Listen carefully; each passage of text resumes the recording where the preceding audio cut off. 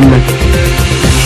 Présidentielle 2018, c'est fini pour Jean. La Cour pénale internationale a fixé la peine maximale de Jean-Pierre Bemba à 12 mois de prison ferme et à 300 000 € d'amende lors de son audience d'hier lundi 17 septembre 2018, consacrée à l'affaire de subornation de témoins. Mais compte tenu du fait que l'intéressé avait déjà passé 10 ans au centre pénitentiaire de cette juridiction, sous le régime de la détention, il ne perd pas le bénéfice de son acquittement obtenu en juin dernier dans l'affaire principale, relative aux crimes de guerre et crimes contre l'humanité.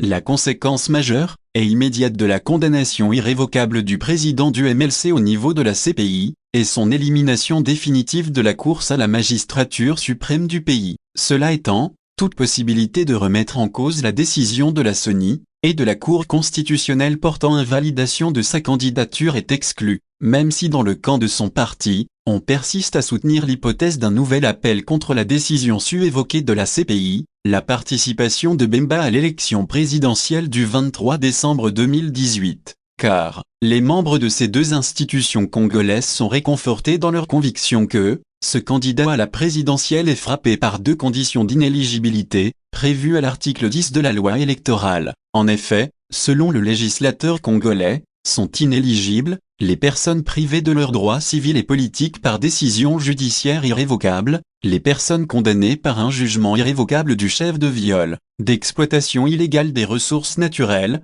de corruption, de détournement des deniers publics, d'assassinat, des tortures, de banqueroute et les faillis.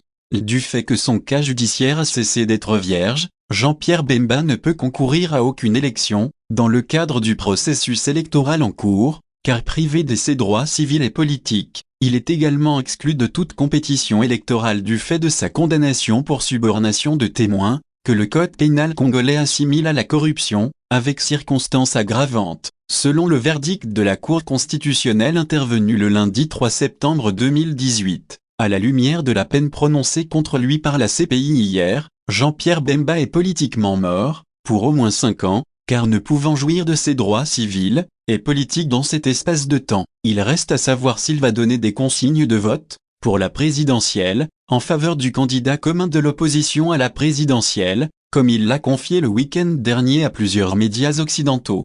S'il a les nerfs solides, comme il l'a démontré pendant ses 10 ans de détention à La Haye, et les cadres et militants du MLC continuent de croire en lui, il pourrait rebondir politiquement après 2023. Le grand défi qu'il attend désormais est celui du maintien de l'unité de son parti, sérieusement miné par la désertion de nombreux cadres démotivés par sa longue absence du pays pour les uns, ou poussés à la porte de sortie par des campagnes de diabolisation pour d'autres. C'est en période délicate que cadres et militants du MLC vont subir un terrible test de fidélité à leur leader.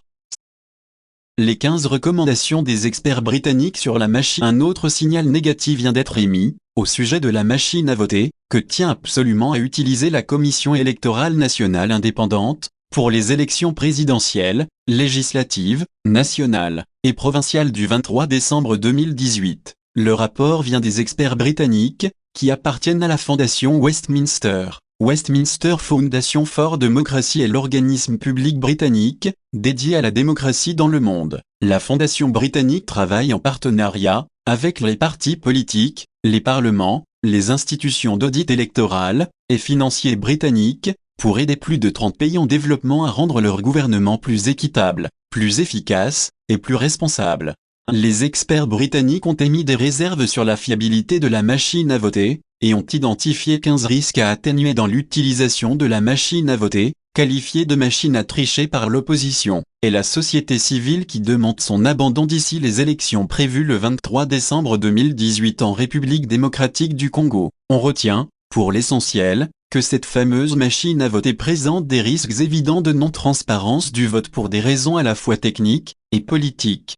Techniquement, le vote d'un électeur ou d'une électrice peut être faussé intentionnellement par le gestionnaire des programmes, en amont, ou l'agent de la CENI en aval. Politiquement, les données recueillies lors du vote peuvent être modifiées au niveau des centres de compilation. S'agissant de l'usage de la machine à voter, il faudrait une longue et sérieuse formation aussi bien pour les électeurs que les témoins des partis et regroupements politiques. Pour ce qui est de ces derniers, la surveillance optimale du vote voudra qu'il soit des milliers à positionner dans les différents bureaux de vote et centres de dépouillement sur l'ensemble du territoire national. L'exercice est visiblement impossible à travers un demi-continent, où plusieurs villes et villages souffrent d'un total enclavement. Par conséquent, l'option la plus réaliste pour des élections réellement crédibles et transparentes serait le recours au bulletin papier, tel que consigné dans le calendrier électoral publié par la Sony en date du 5 novembre 2017.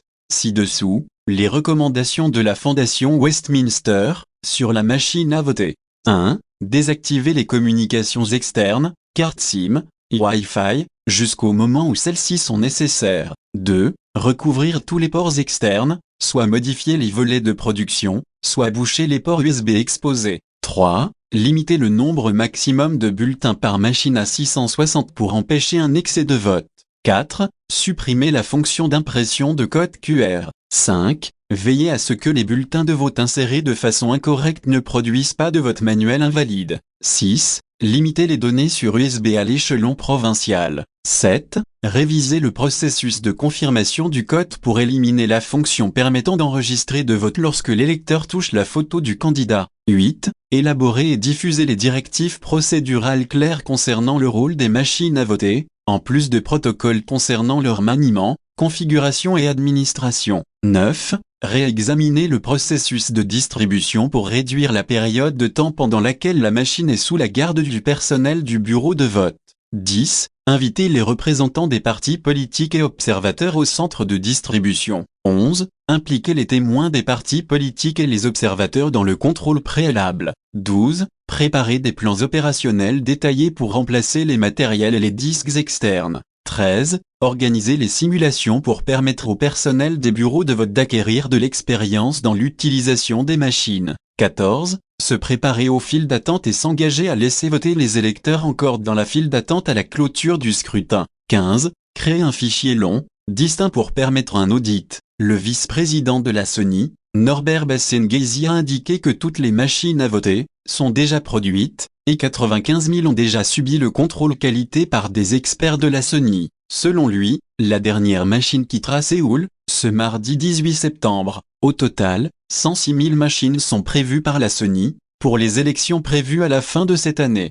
La conclusion des experts britanniques sur la machine à voter est sans ambiguïté. Ces experts n'ont ni validé, ni certifié, la machine à voter de la Sony. Leur travail s'est limité aux fonctionnalités de la machine, et aux caractéristiques du matériel, et du logiciel.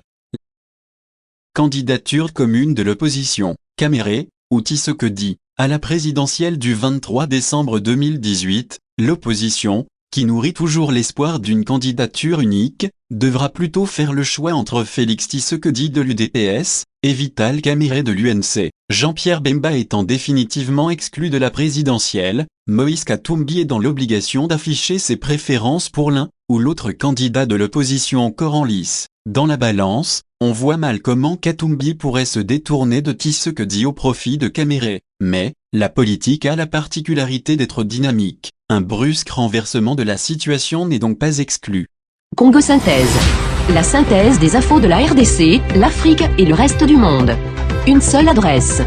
www.congosynthèse.com.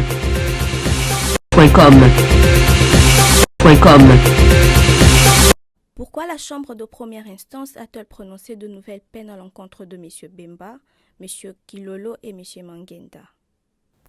Le 19 octobre 2016, Jean-Pierre Bemba Gombo, Aimé Kilolo Musamba, Jean-Jacques Mangenda Kabongo, Fidel Babalawandou et Narcisse Harido ont été déclarés coupables d'atteinte à l'administration de la justice pour avoir intentionnellement suborné des témoins et sollicité la présentation de faux témoignages par des témoins de la défense dans le cadre de l'autre affaire visant M. Bemba devant la CPI. Le 22 mars 2017, la Chambre de première instance 7 a prononcé les peines dans cette affaire et le 8 mars 2018, la Chambre d'appel a annulé les peines initialement fixées et a ordonné le renvoi de la question pour réexamen devant la Chambre de première instance 7. Les déclarations de culpabilité et les acquittements concernant les 5 accusés sont maintenant définitifs. Qu'est-ce que la Chambre de première instance a décidé en prononçant de nouvelles peines à l'encontre de 3 personnes condamnées? Dans sa nouvelle décision, la Chambre de première instance 7 a condamné M. Bemba à 1 an d'emprisonnement, ainsi qu'à une amende de 300 000 €. M. Kilolo et M. Manjenda ont tous les deux été condamnés à une peine totale de 11 mois d'emprisonnement. M. Kilolo a également reçu une amende de 30 000 €. La Chambre a ordonné que soit déduit de ces peines le temps déjà passé en détention sur ordre de la CPI et a par conséquent considéré que les peines d'emprisonnement avaient été purgées. Les amendes seront à verser à la Cour dans un délai de 3 mois à compter de cette décision et seront ensuite transférées au fonds au profit des victimes. Quels facteurs la Chambre de première instance a-t-elle pris en compte dans sa décision portant fixation de nouvelles peines? Pour fixer les nouvelles peines, la Chambre de première instance 7 a tenu compte de l'annulation de la déclaration de culpabilité pour une infraction qui est la production d'éléments de preuve faux ou falsifiés en connaissance de cause, en vertu de l'article 70(1)b du statut de Rome. Et la Chambre a pris en considération dans leur ensemble des facteurs tels que la gravité des infractions dont les personnes condamnées ont été jugées responsables, le rôle des intéressés dans la tentative de faire échec à l'enquête ouverte concernant ces infractions, ainsi que leur degré de participation et d'intention respectifs. La Chambre a aussi tout particulièrement souligné les effets dissuasifs qui s'attachent au fait que ces 3 personnes ont été emprisonnées pendant de longues périodes, ce qui a eu des répercussions considérables sur leur réputation professionnelle, leur situation financière et leur situation familiale.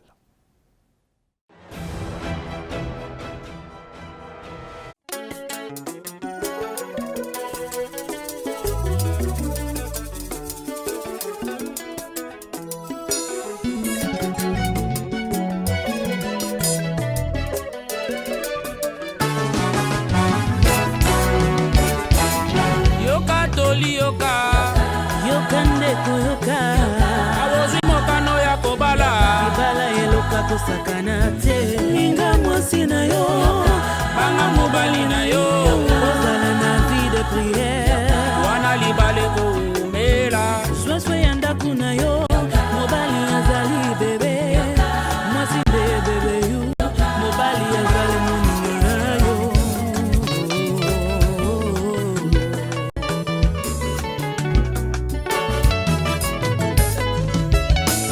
makota kandako ya libala mpona kopusa mosusu mosika na la vie bayaka kobebisa tie yoka tolie ya Zambe ya groupe Soleil de Gloire Moya Kembo ebimi mpona moto nyonso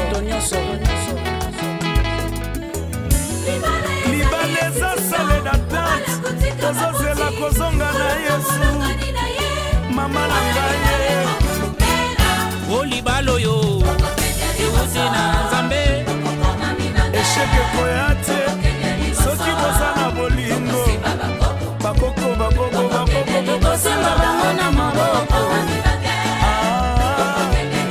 liboso o libala oyo ewuti na Nzambe motoka boate o bakuna na soni tokosimba bakoko tokokende liboso soki toza na bolingo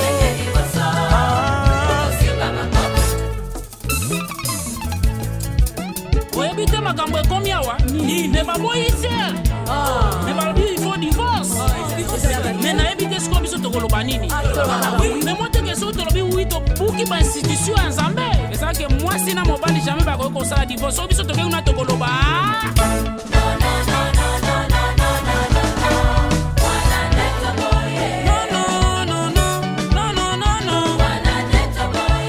toboyi divorce na libala oyo tozobala na te mpo tosala na mabe toboyi lelo bobalani lobi bokabwani toboki ndumba na ndako ya libale toboki songisongi ya babele famille